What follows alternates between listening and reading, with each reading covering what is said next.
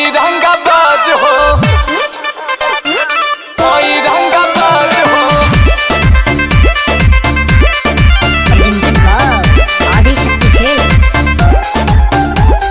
भद देही सोनावा के सेट चाही, अब पटना में दूध गो फलहट चाही।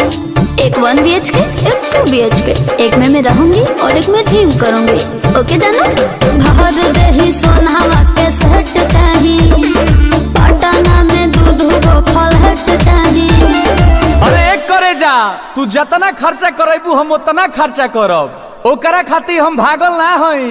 आ जदी हमरा के छोड़ के गइलू तो बुझ लीह हम संतोष पागल नहीं। बन बुझे ज्यादा तू चिराई उड़न बाज हो तो बुझ ली हम हई रंगाबाज हो, बुझ ली हम हई रंगाबाज हो।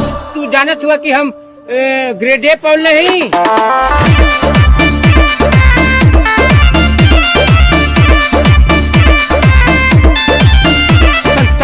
संतोष पागल नहीं। पहला बच्चर हीरो जाना के खर्चा जितना हमसे करही बेरे, तोरा से बेसी हम ले ले बानी सीछा, पीछा छोड़ा नहीं पई बेरे। अच्छा के प्यार में हिसाब ना करा, माहौल खराब ना करा, बुझलो? अरे करे जा, जितना तोहरा से रात में बात कइले बानी न उतना केहू औरी खाती जागल ना है।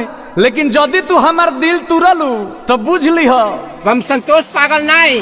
बना बुझे ज्यादा तू चिराई उड़न बाज हो तो बुझ ली हम हई रंगाबाज हो, बुझ ली हम हई रंगाबाज हो। मारम ना एक फट की एको भाषा ना बोलबा कोनो।